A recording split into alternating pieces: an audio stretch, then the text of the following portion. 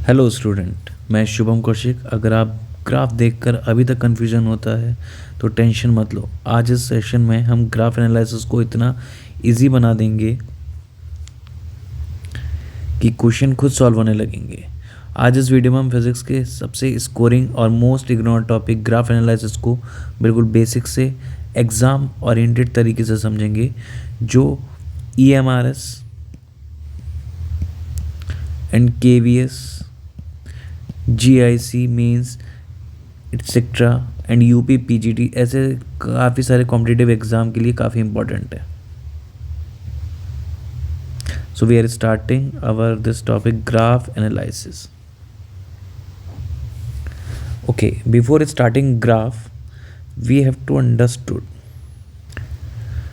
Graph analysis को start करने से पहले हमको कुछ बेसिक चीज़ समझनी है, जैसे कि first we choose a pen. ठीक है, हमको सबसे पहले समझना है कि ग्राफ, देखो ग्राफ में एक चीज़ याद रखनी है, this is the Y axis और ये कौन सी है, ये एक्स एक्सिस है। अब ये एक्स एक्सिस है, ये वाई एक्सिस है, इतना ध्यान रखना है। और हमको अगर कोई भी ग्राफ गिवन है, कोई भी कर्व गिवन है, यहाँ पर मैंने लिया है अभी स्ट्रेट लाइन, तो अगर कोई भी हमें स्ट्रेट लाइन गिवन है और अगर हमसे इसका स्लोप पूछा जाता है, ठीक है, तो इस किसी भी ग्राफ पे स्लोप कैसे निकाले जाते हैं वो हम आज सीखने वाले हैं।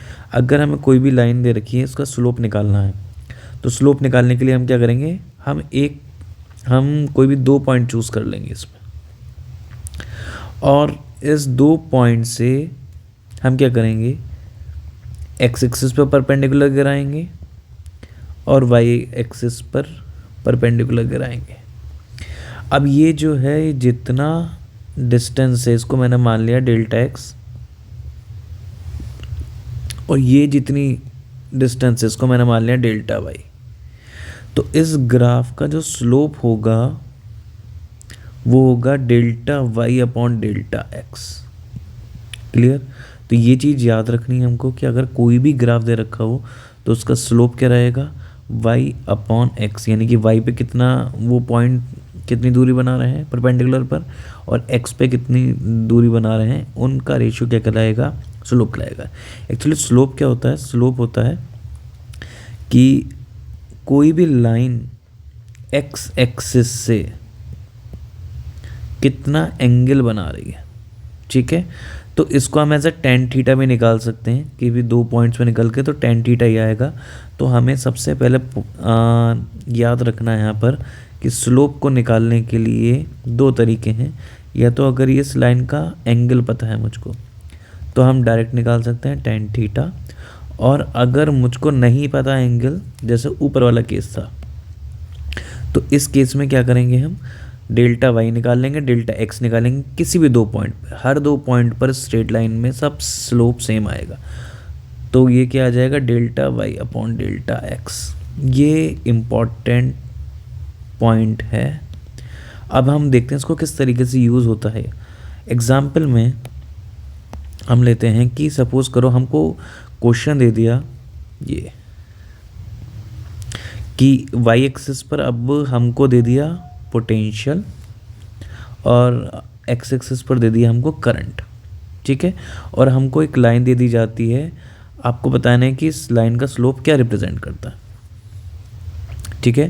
क्वेश्चन है क्या कि ये लाइन का स्लोप क्या रिप्रेजेंट करता है, ये आपको बताना है, ठीक है।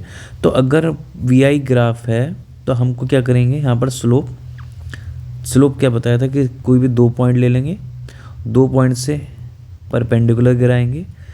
अब यहाँ पर डेल्टा एक्स नहीं लेंगे, यहाँ पर आई है तो हम क्या लिख देंगे, डेल्टा आई, और वाई एक्सिस पर यानी कि वी वाली एक्सिस पर अगर हम इस तरीके से परपेंडिकुलर गिराएं तो ये वैल्यू क्या हो गई, डेल्टा वी, ठीक है। तो यहाँ पर स्लोप क्या हो गया, डेल्टा वी अपॉन डेल्टा आई। अच्छा, वी अपॉन आई क्या होता है, ये होता है आर, रजिस्टेंस। तो इस केस में इसका जो स्लोप बताएंगे वो क्या बताएगा, वो बताया जाएगा रेजिस्टेंस से। जितना इसका स्लोप रहेगा उतना ज़्यादा इसका क्या रहेगा, रेजिस्टेंस रहेगा VI ग्राफ से, ठीक है।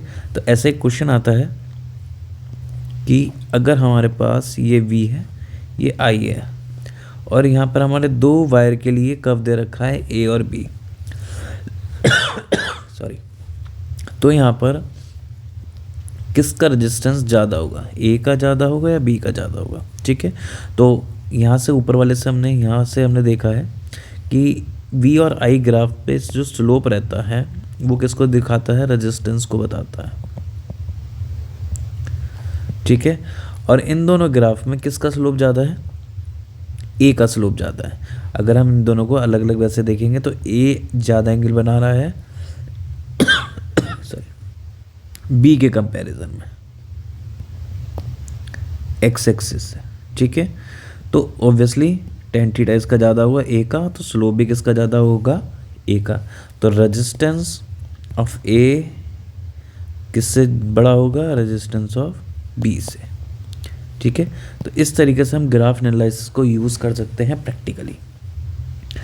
तो हमको इतने सारी थ्योरी ना याद रखे, बस ये थ्योरी याद रखनी है कि स्लोप कैसे कैलकुलेट करते हैं और वो क्या वैल्यू रखता है उसके हिसाब से कैलकुलेट कर सकते हैं। ठीक है, अच्छा इसमें कई बार ज़रूरी नहीं है कि इसको रटना है कि VI और VI का जो स्लोप रहता है वो रेजिस्टेंस ही रहता है, कई बार वो रिवर्स भी कर देते हैं। जैसे एक और एग्जाम्पल लेते हैं, इस बार Y एक्सिस पर हमको क्या दे दिया, करंट दे दिया, और X एक्सिस पर पोटेंशियल दे दिया। अब पूछेंगे कि इसका स्लोप क्या रिप्रेजेंट कर रहा है। ठीक है, तो अब अगर हम इस पर बात करते हैं तो इसका स्लोप क्या बताएगा, सेम वैसे ही निकालेंगे, 2 पॉइंट कंसिडर करेंगे हम और हम परपेंडिकुलर गिराएंगे। तो इधर वाले पे डेल्टा V और ये डेल्टा I। ठीक है, अच्छा इसका स्लोप वही delta Y by delta X, और इस केस में डेल्टा Y पे क्या है हमारे पास, डेल्टा I है, और डेल्टा X की जगह क्या है हमारे पास, डेल्टा V। अच्छा I अपॉन V क्या हो जाता है, अब ये ओम R नहीं होगा, ये होगा according to Ohm's law 1 upon R। तो इस वाले केस में जहाँ Y एक्सिस पर करंट हो और X एक्सिस पर पोटेंशियल हो, इस केस में स्लोप जो बताया जाता है ग्राफ का वो 1 अपॉन R होता है। यानी कि अगर जितना ज़्यादा स्लोप होगा उतना रेजिस्टेंस क्या होगा, कम होगा। ठीक है, ये यहाँ पर इस वाले ग्राफ से एनालाइज किया जाता है। सेम अगर ऐसे क्वेश्चन इसमें होता कि वी हैव A मटेरियल और B मटेरियल, और यहाँ हमारे पास होता करंट Y एक्सिस पर और ये V एक्सिस में, तो किसका रेजिस्टेंस ज़्यादा होता। तो हमको पता है कि इस वाले केस में रेजिस्टेंस इन्वर्सली प्रोपोर्शनल होता है स्लोप के। तो स्लोप जो है वो A का ज़्यादा है स्लोप B से। ठीक है, और हमें पता है कि स्लोप जो है इस केस में वो है 1 अपॉन R। तो रेजिस्टेंस B का बड़ा होगा रेजिस्टेंस R से, रेजिस्टेंस A से। ठीक है, तो इस तरीके से हम ग्राफ एनालाइज करके कई सारे यहाँ से हम इसके कॉन्सिक्वेंसेस और इसका रिजल्ट वगैरह हम निकाल सकते हैं। ठीक है, तो ये कुछ बेसिक हमारे पास इंफॉर्मेशन थी। ठीक है, थोड़ा आगे बढ़ते हैं। इसके साथ साथ हमको कुछ फंक्शंस की ग्राफ भी फॉर्मेशन याद रखनी है। Graph of important functions. ठीक है, जिसमें सबसे पहला जो है वो हमारा है ट्रिग्नोमेट्रिक फंक्शन।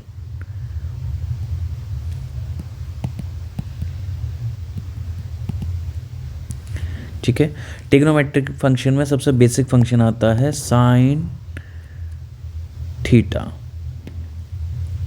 ठीक है, तो साइन थीटा का ग्राफ कैसा होता है कि अगर ये हमारे पास एक्सिस है, ठीक है, ये ओरिजिन है, तो साइन थीटा हमेशा 0 से स्टार्ट होता है और कुछ इस तरीके से ये वेव होती है। ठीक है, और ये हमारी क्या होती है, इसको ही साइन वेव कहा जाता है। ठीक है, तो 0 पर क्या रहता है, 0 रहता है, और जब ये इसकी थीटा की वैल्यू 90 हो जाती है तो ये मैक्सिमम वैल्यू 1 पर पहुंच जाता है। फिर पाई पर फिर 0 आ जाता है, फिर 3π/2 पर फिर -1 पहुंच जाता है। ठीक है, तो इस तरीके से इसकी वैल्यू आती है। तो हमको ये चीज़ फंक्शन याद रखना है। नेक्स्ट, इसके बाद हमको याद रखना है कॉस थीटा का। कॉस थीटा का भी बिल्कुल सेम साइन थीटा की तरह ग्राफ रहता है, बस इसमें जब थीटा की वैल्यू 0 रहती है तो कॉस की वैल्यू क्या रहती है, मैक्सिमम रहती है। और जब थीटा की वैल्यू π/2 रहती है तो ये क्या रहता है, ये 0 हो जाता है। तो ये कुछ इस तरीके से ये चलता है। ठीक है, तो ये यहाँ पर फिर अगेन पाई पर -1 पहुँच गया, और ये इस तरीके से 3π/2 पर फिर 0, फिर इस तरीके से मूव होता है। ठीक है, तो साइन और कॉस ये सेम फंक्शन होते हैं, बस इन दोनों में अंतर क्या होता है, ये होती हैं दोनों साइन, इनको साइन वेव कहते हैं। ठीक है, साइन और कोसाइन वेव। तो ये जो ऑसिलेटिंग वेव होती हैं इनका इसका यूज़ होता है ऑसिलेशन वाले चैप्टर में हमारा। तो यहाँ पर होता क्या है कि यहाँ बस हमें को यह याद रखना, जब 0 पर अगर ये मैक्सिमम वैल्यू दे रखा है तो कॉस थीटा का ग्राफ है, और 0 पर 0 वैल्यू दे रखा है तो साइन थीटा का ग्राफ है। अब आता है टेन थीटा का ग्राफ। टेन थीटा का ग्राफ थोड़ा डिफरेंट है इन दोनों से। ठीक है, ये कुछ इस तरीके का ग्राफ होता है।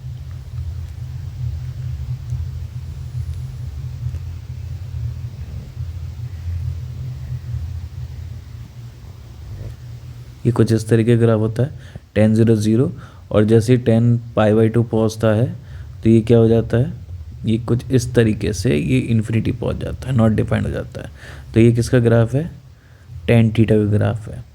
तो ये बेसिक हमने ट्रिग्नोमेट्रिक फंक्शन कर लिए। आपको प्रैक्टिस करनी है, अभी आपका होमवर्क है, आपको प्रैक्टिस करनी है। आपको बनाना है कि कॉसेक थीटा का कैसे बनता है, सेक थीटा का ग्राफ कैसे बनता है, और कॉट थीटा का ग्राफ कैसे बनता है। ठीक है, तो ये ग्राफ आपको ट्राई करना है खुद से। नाउ अब दूसरा इम्पॉर्टेंट फंक्शन है हमारा लॉगरिथमिक फंक्शन, लॉग फंक्शन। ठीक है, तो लॉग फंक्शन की बात करें तो लॉग एक्स, तो लॉग अगर हम y equals to log X मान लेते हैं तो उसका ग्राफ कुछ ऐसा बनता है, ये लॉग एक्स। जब x की वैल्यू 1 होती है तो फंक्शन क्या होता है, लॉग की वैल्यू क्या हो जाती है, 0 हो जाती है, और उसके बाद ये कुछ ऐसे करके 0 की तरफ अप्रोच करता है, और ये फिर ये ऐसे करके ये। तो ये किसका फंक्शन है, लॉग एक्स का, लॉग एक्स का ग्राफ है। ठीक है, अब आते हैं नेक्स्ट ग्राफ की तरफ। नेक्स्ट ग्राफ है हमारा एक्सपोनेंशियल ग्राफ। क्लियर, तो एक्सपोनेंशियल ग्राफ में ऐसा बनता है। देखो इसमें दो इंपॉर्टेंट ग्राफ याद रखना है, e raise to the power x. E raise to the power x का ग्राफ ऐसा बनता है कि y is equals to e raise to the power x. तो इसका ग्राफ ये ऐसे इंक्रीजिंग की तरफ बढ़ता है। ठीक है, तो ये किसका ग्राफ है, e raise to the power x का। नाउ अगर हम बात करते हैं e raise to the power minus x का, तो ये ग्राफ ऐसे डिक्रीजिंग बनता है। ठीक है, तो ये किसका ग्राफ है, e raise to the power minus x का। तो याद रखना है e raise to the power minus x का ये नीचे घटता हुआ जाएगा, 0 की तरफ अप्रोच करेगा, और e raise to the power x का ये बढ़ता चला जाएगा, फिर इन्फिनिटी की तरफ अप्रोच करेगा। ये दोनों e raise to the power x के और e raise to the power minus x का ग्राफ है। अब आते हैं हम फोर्थ, हमारा इंपॉर्टेंट है पॉलिनोमियल। हम डिफरेंट पॉलिनोमियल पर हम ग्राफ यहाँ पर देखेंगे ठीक है, तो सबसे पहले हमको देखना है graph y is equals to 1/x। तो y is equals to 1/x पर कैसे ग्राफ बनता है? अगर हम ये एक्सिस मान लेते हैं, ठीक है, तो ये हमारे पास कुछ ऐसा ग्राफ बनता है, ये और ये, ठीक है। तो ये किसका ग्राफ है? 1/x का ग्राफ है, ठीक। जब x की वैल्यू 0 होगी, देखो ये नॉट डिफाइंड है, और x की वैल्यू नेगेटिव होती चली जाएगी तो ये ग्राफ इस तरीके से अप्रोच करेगा, और x की वैल्यू जब पॉजिटिव होती चली जाएगी तो ये ग्राफ 0 की तरफ इस तरीके से अप्रोच करेगा, ठीक है। अच्छा, अगर हम देखते हैं y इज इक्वल्स टू, अच्छा, x का ग्राफ, अच्छा डायरेक्ट वाला भी देखते हैं पहले। तो y is equals to x का ग्राफ कुछ इस तरीके से बनता है, स्ट्रेट लाइन, जो कहाँ से पास हो रही है? ओरिजिन से, ठीक है। तो ये स्ट्रेट लाइन कहाँ से पास हो रही है? ओरिजिन से। तो y is equals to x का ग्राफ है। अच्छा, अगर इसी में मैं y is equals to mx मान लेता हूँ, तो mx क्या हो गया? स्लोप, यानी कि ये ओरिजिन से स्लोप ये चेंज कर सकता है, यानी कि थीटा की वैल्यू चेंज कर सकता है, कुछ भी हो सकती है। और ये m क्या है? m है स्लोप, जो हमने सबसे पहले निकालना सीखा था, ठीक है। तो ये यहाँ पर क्या हो गया? हम स्लोप चेंज करके ये इक्वेशन चेंज कर सकते हैं। अच्छा, अगर हमने इसमें क्या कर दिया? y is equals to mx plus c कर दिया, तो इसकी इक्वेशन क्या होगी? c क्या बताता है? c बताता है इंटरसेप्ट, ठीक है, ऑन y एक्सिस। जैसे कि अगर हमने माना है ग्राफ ये, ठीक है, तो m तो बताएगा स्लोप और c क्या बताएगा? इंटरसेप्ट, यानी कि ये कितना टेढ़ा है, और इंटरसेप्ट क्या है कि सपोज करो ये y पॉजिटिव y पर यहाँ से टच कर रहा है, तो ये यहाँ से कितनी स्ट्रेट लाइन इस तरीके से जा रही है, ये क्या बताएगा? c, और इसका जो ये एंगल बताएगा क्या बताएगा? स्लोप बताएगा, tan थीटा, ठीक है। तो m is equals to tan theta और c is equal to intercept, ये जितना ये वैल्यू है हमारी ये, ठीक है, ये क्या बताएगा? इंटरसेप्ट बताएगा, क्लियर। तो y is equal to mx plus c की इक्वेशन हुई। अच्छा, अब आते हैं हम y is equals to X square पे, ठीक है। तो y is equals to X square का ग्राफ कैसा बनता है? ये बनता है ऐसे, पैराबोलिक। ये कौन सा होता है? पैराबोलिक कर्व होता है, ठीक है, y एक्सिस ये x एक्सिस, ठीक है, इस तरीके से बनता है। अच्छा, अब एक चीज़ याद रखना है कि अगर कोई भी y is equals to X की पावर जो है इवन है, ठीक है। अभी हम ग्राफ का फॉर्मेशन देख रहे हैं बस, यानी कि एग्जाम्पल कौन सा हो गया? एक्स स्क्वायर हो गया, x की पावर 4, x की पावर 6, x की पावर 8 एंड सो ऑन। ऐसी कोई भी इवन पावर अगर आ गई है तो उन सबका जो ग्राफ बनेगा हमारा वो कुछ इसी शेप में बनेगा, पैराबोलिक में, ठीक है। इस शेप में हमारा कर्व बनेगा। इनके बस ये स्लोप्स और ये सारी चीज़ चेंज होती रहेंगी, बट इनका हमें बस याद रखनी, क्या याद रखनी है? हमको पूरा ग्राफ एग्जैक्ट याद नहीं रखना, बस हमको याद रखनी है इसकी फॉर्मेशन, किस तरीके से ये फॉर्म हो रहा है, किस तरीके से इसका पैटर्न है, वो बस हमको याद रखना है। सिमिलरली अगर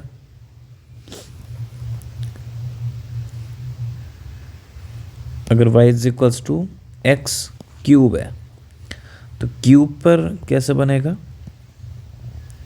देखो, क्यूब पर बनेगा हमारा ग्राफ ऐसे, ठीक है, ये y एक्सिस, ये x एक्सिस, और ये कुछ इस तरीके से हमारा कर्व बनेगा। तो हमको यहाँ पर एक चीज़ याद रखनी है कि y इज इक्वल्स टू, अगर x की ऑड पावर है एक्सेप्ट 1 वाली, ठीक है, तो हमारा 1 को छोड़ के, यानी कि एक्स क्यूब, एक्स की पावर 5, एक्स की पावर 7, एक्स की पावर 9, एक्स की पावर 11 कुछ इस तरीके से है। तो हमारे सबके लिए ग्राफ जो बनेंगे वो कैसे बनेंगे, वो हमारे कुछ ऐसे बनेंगे।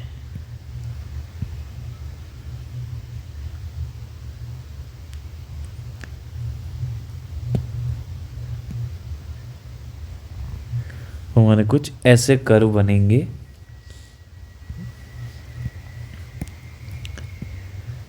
ये सबके लिए वैलिड है, x3 x5, ये बस यही फॉर्मेशन, ये हमको ये याद रखनी है, ठीक है।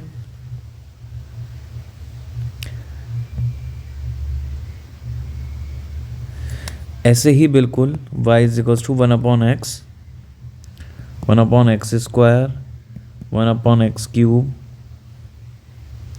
ठीक है। इसके कितना भी ग्राफ हो, इसका कैसा बनेगा, हमेशा इसका ऐसा ही कर्व बनेगा, ठीक है। तो ये हमारी ग्राफ एनालिसिस बेसिक हमारी ग्राफ हमारे कंप्लीट हो गई है, और इसका हम यूज़ करेंगे बाकी सारे चैप्टर्स में। तो अगर आपको कभी भी डाउट आए ग्राफ में, तो ये आप ये वाली वीडियो देख लेना। Thank you.